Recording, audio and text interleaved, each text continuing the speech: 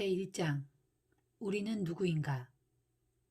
남녀노소 할 것 없이 모든 인간은 인간으로서 가치와 존엄성과 자신만의 잠재력을 가지고 있다. 그러므로 우리는 우리 자신을 위해서나 다른 사람들을 위해 원대한 꿈을 가질 수 있다. 생활신조 1.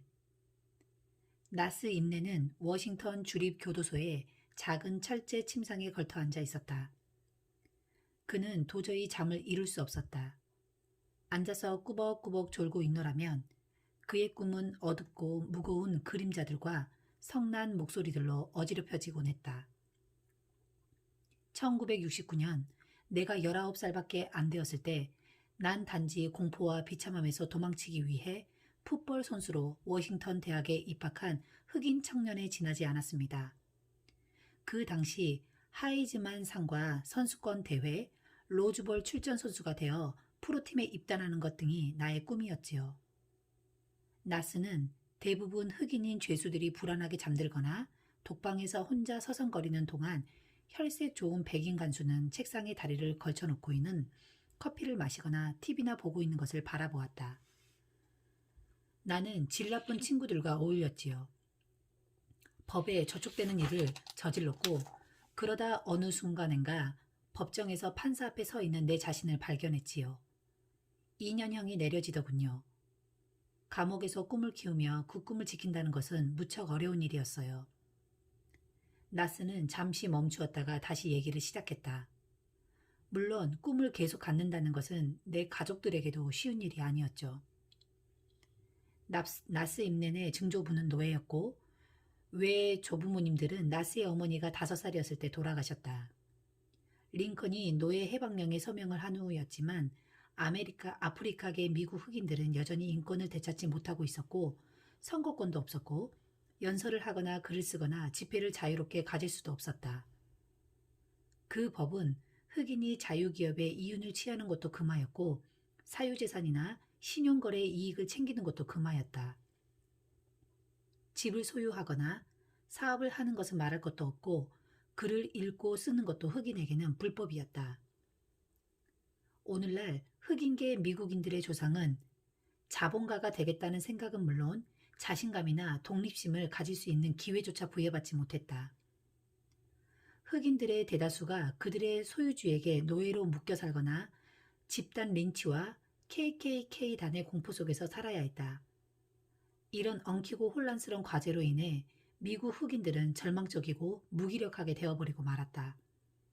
그들은 계속 꿈을 꾸었지만 그 꿈을 실현시킬 수 있는 권리를 행사할 수는 없었다. 나스는 감옥에 있는 동안 이러한 비극적인 과거가 만들어낸 사람들로 둘러싸이게 되었다.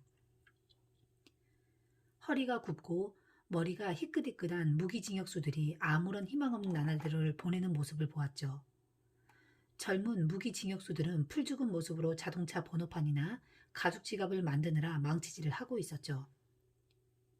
도시 빈민가 게릴라전에서 막 잡혀들어온 흑표범당원과 마호메트를 추종하고 반란을 꾀했다는 흑인 이슬람 교도들, 그리고 대부분의 죄수들도 그들 환경 탓에 다른 사람들을 비난하곤 했죠.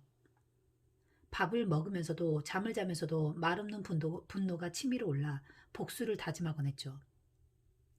나스 왔다 갔다 하지마 정신없어. 간수는 밤에 순찰을 돌며 이렇게 말했다. 처음에 나스는 그 지시를 따랐다. 천천히 몸을 숙여 딱딱하고 더러운 침상에 누워 천장만 뚫어지게 쳐다보았다. 잠시 동안 우리의 상상력을 동원해보자. 만약 그 간수가 복도를 걸어와서 나스에게 생활신조 1에서 했던 말을 했다면 나스는 어떤 태도를 취했을까? 상상해보라. 어이 나스, 리치 디보스가 얘기하길 모든 인간은 인간 존엄의 가치와 존엄성과 잠재력을 가지고 있다는 거야. 알아듣겠어? 나스가 실실 웃거나 화가 나서 대꾸했다면 간수는 그 다음 말을 해줄 엄두가 안 났을 것이다. 확실히 그 젊은 흑인은 화가 나 되받아치거나 간수가 무안할 정도로 비웃었을 것이다. 이 책의 첫머리에 있는 생활신조 1을 고려하건 아니면 무시해버리건 여러분의 마음이다. 그러나 생활신조 1을 믿고 실천하면 나처럼 또는 내 친구들의 인생처럼 당신의 인생에도 엄청난 변화가 올 것이라는 것을 나는 확신하고 있다. 자기 자신을 어떻게 생각하는가? 여기서 당신이 유대 기독교 전통에 따라야 한다고 하는 것은 아니니 걱정할 것 없다. 당신은 성공한 자본가로서 하나님을 믿지 않을는지도 모른다. 하나님의 능력과 존재에 개의치 않고 틀림없이 진화론을 믿고 또 여전히 사업에서 성공을 거두고 있을 것이다. 당신이 하는 사업과 마찬가지로 우리 사업에도 디스트리뷰터들이 있고 종교도 다르고 철학도 다른 종업원들이 있다. 실제로 문제가 되는 것은 다음과 같다. 당신 자신이 당신의 존재를 어떻게 보고 있는가? 당신은 자신이 누구라고 생각하는가? 어떤 목적으로 당신은 태어났는가? 당신의 꿈은 어떤 계기로 생기게 되었는가? 그런 꿈을 실현하면 어떤 미래가 기다리고 있다고 생각하는가? 당신의 탄생은 단순한 우연에서 비롯된 것인가? 아니면 어쩌다 조상에게서 이어받게 된 것인가? 도저히 풀 수 없는 미스터리인가? 그것도 아니면 그 탄생에는 특별한 목적이 있었던 것인가? 생화학자인 한 친구가 자기 자신을 어떻게 생각하는가라는 질문을 받자 비아냥거리듯 이렇게 대답한다. 난 60%의 수분으로 되어 있지. 욕조를 채우고도 남을 만큼이지. 그 외엔 4, 5개의 비누를 만들고도 남을 만큼의 지방과 여러 가지 화학물질로 되어 있지. 큰 분필을 만들 수 있는 칼슘과 작은 성냥갑 하나를 다 켤 수 있는 인 성분도 있고 전자레인지에서 튀긴 팝콘 한 봉지에 충분히 뿌릴 수 있는 나트륨도 있고 섬광 전구를 켤 수 있는 마그네슘, 소액이나마 헝금을 할 수 있는 구리, 아이들 상처에 발라주면 쓰라려 어찌하지 못할 만큼의 요드, 10페니짜리 못을 만들 수 있는 철, 개에 붙은 빈대를 없앨 수 있을 정도의 유황 등으로 되어 있지. 지금과 같은 불경기의 화폐 시세로는 난 물과 지방, 화학물질로 된 1.78달러 정도의 가치밖에 안 돼. 철학자이자 건축가이며 도시 설계사인 벅민스터 풀러는 그 질문에 다음과 같이 대답했다. 아래 내용은 그의 긴 대답에 내 나름대로 설명을 붙인 것이다. 나는 자율 조절되는 28개의 관절을 갖춘 두발 동물로 수천의 수압식 및 기계식 펌프로 계속해서 동력을 공급하기 위해 축전지의 에너지를 저장하기 위해 통합되고 또 분리된 여러 기능을 가진 전기화학적 작용을 하는 생물체로 각 기관에는 자체 동력이 갖추어져 있고 6만 2천 마일의 혈관, 수백만 개의 경고, 신호장치, 그 통로와 운반장치, 게다가 잘 쓰기만 하면 70년 정도는 고장 없이 쓸 수 있는 분쇄기와 흡수관, 전체적으로 퍼져 있는 연락망을 갖추었으며 이 모든 것은 망원경, 현미경, 자율탐지 기능, 분광기 등에 정착되어 있는 회전 렌즈에 의해 조정된다네. 심리학자이자 행동주의 심리학의 아버지인 B.F. 스키너는 그 질문에 이렇게 대답했다. 난 배운 대로 환경에 반응하며 살아왔습니다. 파블로프의 개처럼 신호를 하며 어쩔 수 없이 침을 흘리도록 훈련받았습니다. 행동을 흉내내거나 자발적이거나 변덕스럽게 변화해 보지도 못했습니다. 모든 것이 조건부였고 선택이란 환상이었지요. 꿈은 자기 기만이었습니다. 이런 말을 들으니 기분이 어떤가? 거울 앞에 서서 자신을 똑바로 쳐다보며 물어보라. 내가 어떻게 보이는가? 자신이 단순한 화학물질이나 자동 조절되는 정교하게 만들어진 기계나 혹은 신호에 따라 침을 분비하도록 훈련된 유기물에 지나지 않는다고 생각하는가? 만약 그렇다고 한다면 수분과 지방, 마그네슘으로 이루어진 1.78달러의 가치밖에 없는 존재에게 미래는 없다. 기계는 심장도 마음도 의식도 없다. 파블로프의 개는 꿈꿀 수는 있지만 그 꿈이 실현되는 것을 결코 볼 수 없다. 당신은 이 모든 대답을 다 합친 것보다 더 많은 가치가 있다는 것을 믿지 않는가? 그것이 바로 내가 성경의 풍요로움과 아름다움을 사랑하는 이유이다. 창세기에서 모세가 쓴 시적이고 아주 감동적인 글을 대하면 우리 자신은 과연 누구이며 왜 꿈을 가질 수 있는가에 대한 그의 생각을 알 수 있다. 그가 역사에 남긴 유명한 글의 첫머리는 이렇게 시작된다. 태초에 하나님은 하늘과 땅을 창조하셨느니라. 6일째 되는 날 하나님은 그의 형상을 쫓아 인간을 창조하셨다. 하나님의 형상대로 남자와 여자를 창조하셨다. 우리 하나님은 흙으로 인간을 만드시고 생명을 불어넣어 완전한 생명체로 만드셨다. 우리는 단순한 식물이나 동물과는 질적으로 다르다. 왜냐하면 하나님이 몸소 성스러운 영혼을 불어넣어 주셨기에 우리 인간들은 하나님의 본질과 목적을 그대로 전해받았기 때문이다.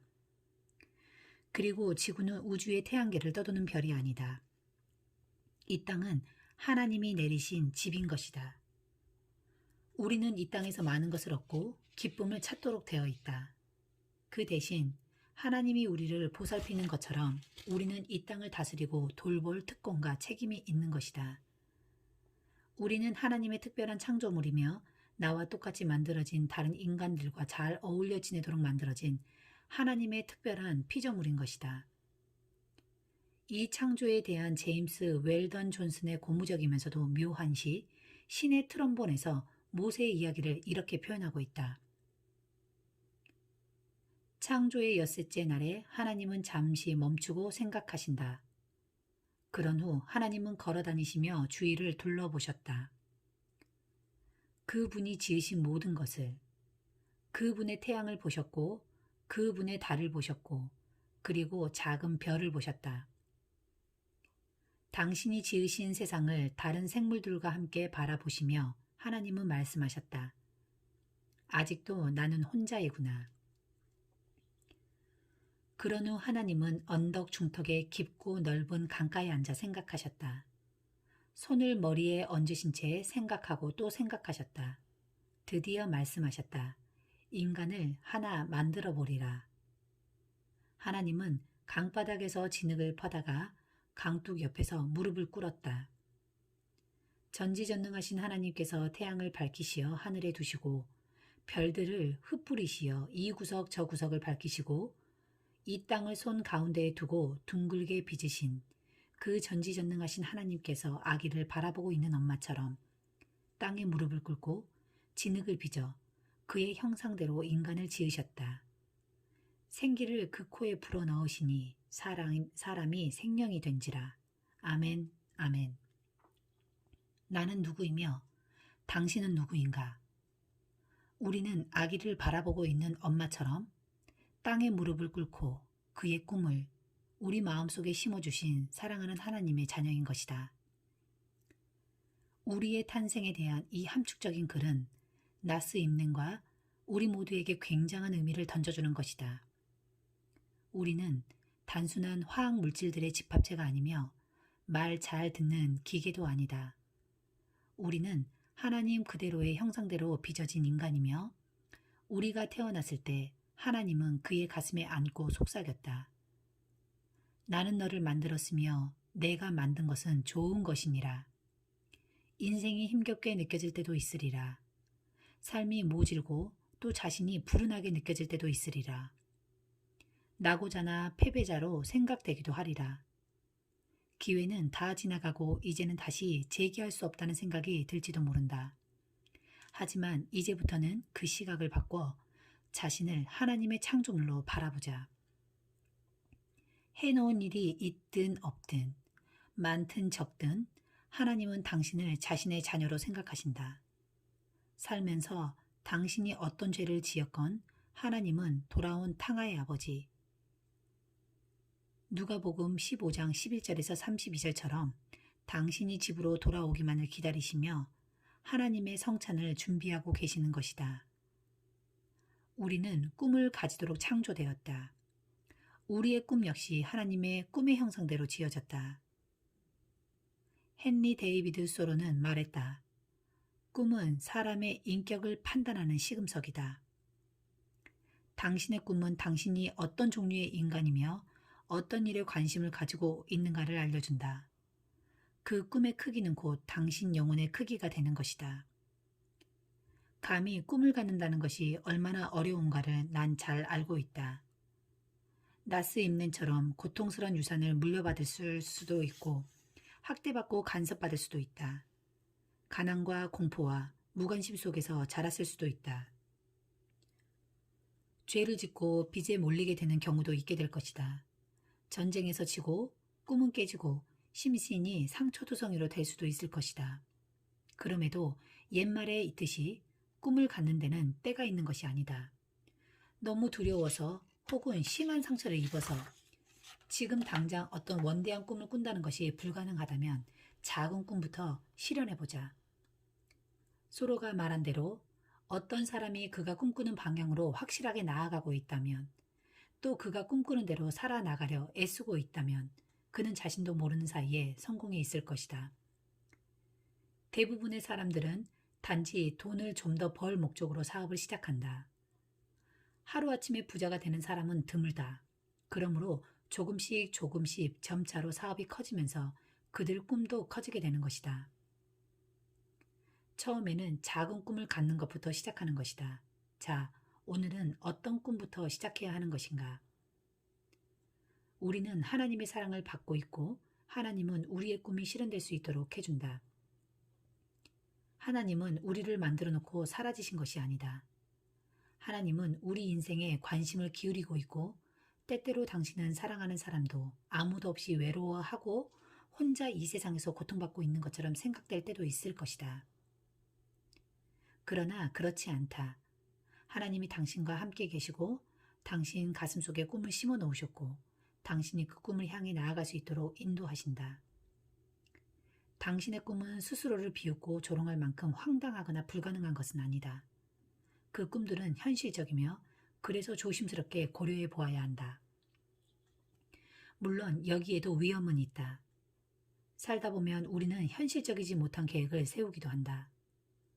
파바로티처럼 노래를 잘 부르고 싶다든지, 조 몬타나처럼 미식축구를 잘하고 싶다든지, 매직 존슨처럼 멋진 슈팅을 하고 싶다든지, 토니 모리슨처럼 글을 잘 쓸 수 있다면 하는 생각을 할 것이다.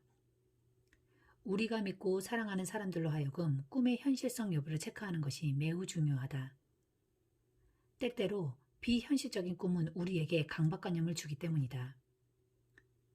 로즈볼 출전의 꿈이 사라져버린 나스 임네는 외로운 감옥에 앉아 계속 꿈을 꿨다. 처음엔 분노로 가득 찼지만 석방되자마자 그는 이슬람교에 가담했다.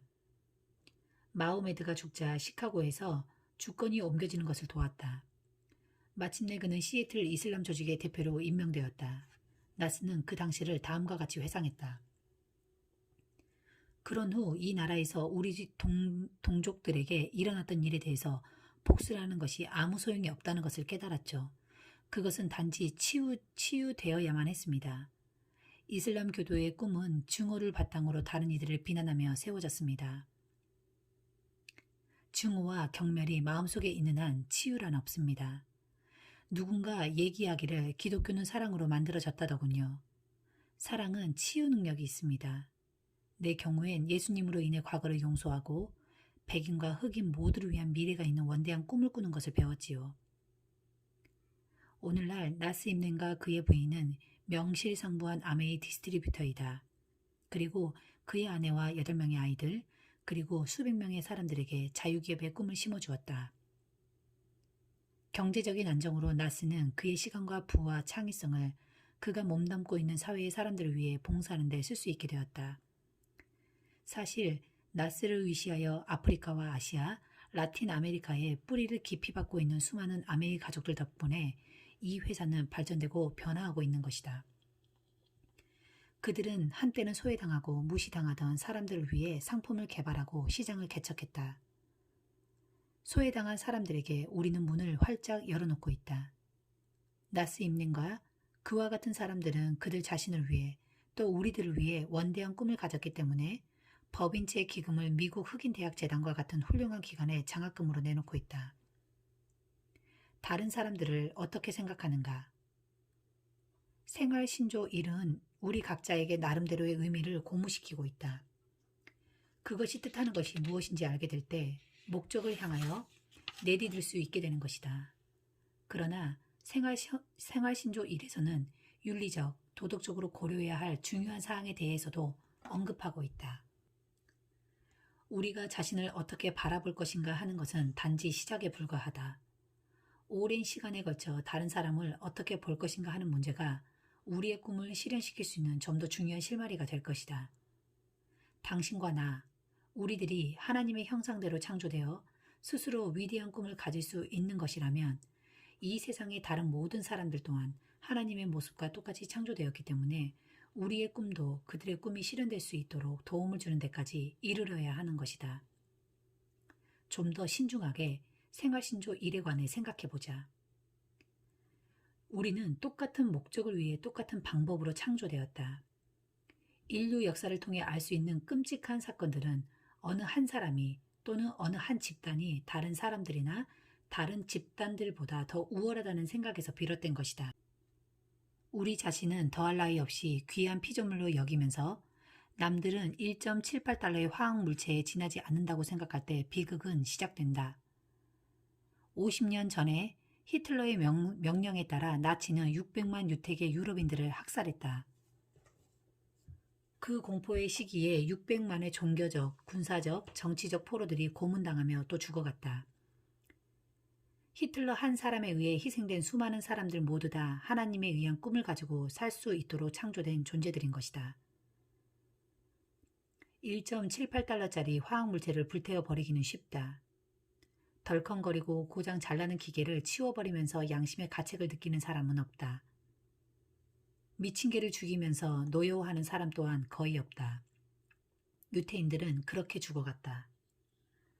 수백만의 유태인들은 여러분과 나처럼 창조되었던 사람들이었지만 자신의 꿈들을 채 이뤄보지도 못하고 처절하게 죽어갔다. 아우슈비츠나 부엔발트의 현장 사진을 잊을 수가 없다. 나치 돌격대원들과 경찰견들이 달려들 때 수많은 부모들과 어린아이들이 공포에 질려 서로를 부둥켜 안고 있는 모습을, 가스실을 메운 가족들, 그들의 옷가지와 안경, 심지어 금리가 그들의 목숨보다도 더 귀한 것이었다. 그들의 가죽을 벗겨 램프갓을 만들고 아이들의 뼈는 사격 연습용이나 재떨이로 쓰였다. 굶주려 몸부림치던 알몸뚱이 시체들은 장작더미처럼 쌓여 큰 구덩이 속에 던져졌다. 소련 공산당 학살자들의 만행에 관한 실화소설 이반 데니소비치 수용소의 하루를 읽어보자. 스탈린과 그 부하들은 약 1000만 명의 사람들을 감옥으로 보내 고문하고 학살했다. 캄보디아에서 크메르루즈는 지난 10년 동안 수백만의 동포들을 학살했다. 이라크에서는 아직도 사담 후세인이 소수민족들을 학살하고 있다. 북방의 쿠르드인들과 서남 쪽의 이슬람 교도들, 세르비아인들은 보스니아 사람들을 대량 학살하고 아일랜드 정교와 청교도인들은 지금까지 전쟁을 하는 등 서로 죽이는 일까지 계속하고 있다. 이 성스러운 땅에서 유태인과 기독교, 이슬람 교도의 죄 없는 자손들이 아직도 서로 죽이고 상처 입히는 혈전을 계속하고 있다. 그런 예가 외국에만 있는 것이 아니다. 미국 또한 우리 형제 자매들을 업신여긴 비극적인 역사가 있다. 미국 원주민들은 기만하여 결국 이 땅에서 그들을 거의 제거해버렸다. 우리 조상들은 그 인디언들도 하나님에 의해 꿈꿀 수 있는 존재로 창조되었다는 것을 믿지 않았던 것이다. 모든 인간은 평등하게 태어났고 그 창조주로부터 누구에게도 양도할 수 없는 권리를 부여받았다라고 하는 진리에 기초하여 우리나라가 세워졌지만 노예나 그 자손들은 차치하더라도 여성과 아이들도 똑같은 권리를 가지고 있다는 견해를 이해하지 못했다. 1681년경 미국 노예의 수는 버지니아주를 중심으로 하여 2,000명 정도였다. 그러던 것이 19세기 중반에는 대서양을 거쳐 400만 명의 아프리카인들이 마치 개 돼지처럼 배에 실려 잡혀왔다. 이 낯선 땅에서 그들은 가족들과 헤어져 쇠사슬에 묶인 채 재산처럼 경매 처분되었다. 고된 노동과 굶주림과 채찍에 시달리며 가난과 불안 속에서 인간으로서의 존엄성은 내팽겨쳐진 채 살다가 이름 모를 곳에 묻혀버렸다. 인간에 대한 이런 잘못된 견해가 또다시 비극을 초래하게 된다. 우리는 노예 문제가 오랫동안 미국에 끼쳐온 영향에 관해 한 번도 진지하게 다뤄보지 않았다. 또한 여성과 아이들을 포함한 모든 인간은 평등하다는 생각도 믿지 않고 있었다. 자기 자신의 가치만큼 타인의 가치도 인정하는 것이 우리 사업을 성공적으로 이끌기 위한 선결 조건이다. 이것은 이 나라와 이 세계가 안고 있는 모든 문제들에 대한 해답의 실마리가 될 것이다. 예수님은 십자가에 못 박히시기 전 다음과 같은 짧고 설득력 있는 말을 남기고 자신의 생을 마쳤다. 이웃을 사랑하라. 이웃 사람들, 고객들, 상사 또는 낯선 타인들 혹은 당신을 격분케 하는 사람들을 어떻게 생각하는가? 성공하기 원한다면 이 사람들을 당신처럼 생각해야 한다. 왜냐하면 그들 또한 꿈꿀 수 있는 존재로 창조되어 하나님의 사랑을 받으며 하나님은 그들이 꿈을 이루기를 원하기 때문이다. 오래된 편견은 좀처럼 없어지지 않는다. 우리는 남을 사랑하는 시간보다는 증오하는 시간이 더 많다. 그렇지만 하나님이 우리 이웃을 대하는 것처럼 우리도 이웃을 그렇게 대할 수 있다. 우리 모두 노력하면 된다. 조금씩 노력하면 크게 달라질 수 있다. 링컨이 노예 해방 법안을 그의 강요들에게 내놓기 전에 혹 이런 제퍼슨의 얘기를 들었는지 궁금하다. 토머스 제퍼슨은 다음과 같이 말했다. 용기 있는 한 사람이 다수를 대신할 수 있다. 나는 아메이의 친구들로부터 많은 것을 배웠다. 데이브와 젠 세번은 다음과 같은 얘기를 내게 해주었다. 다른 사람들이 원하는 것을 이룰 수 있도록 도와주려는 마음 자세가 되어 있다면 당신 또한 인생에서 원하는 것을 얻을 수 있다. 생활신조 1에서 얘기하는 것을 어찌 이보다 더 확실하게 설명할 수 있겠는가? 사랑하는 하나님에 의해 창조된 우리이기에 우리 자신을 위해 또 타인을 위해 원대한 꿈을 꾸어볼 수 있다.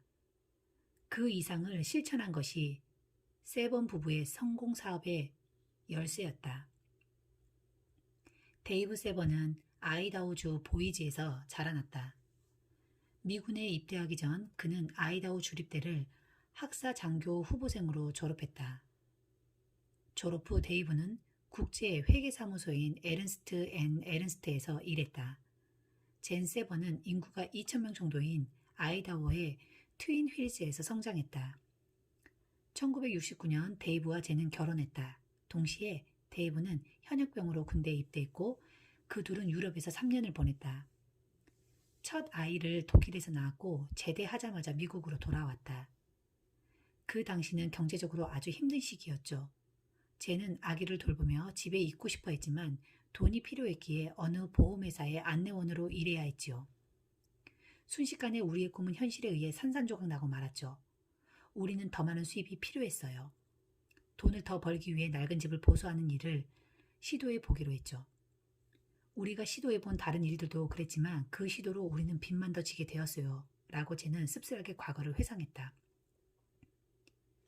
자영업을 하는 사람들을 위해 세금 업무도 봐줬어요.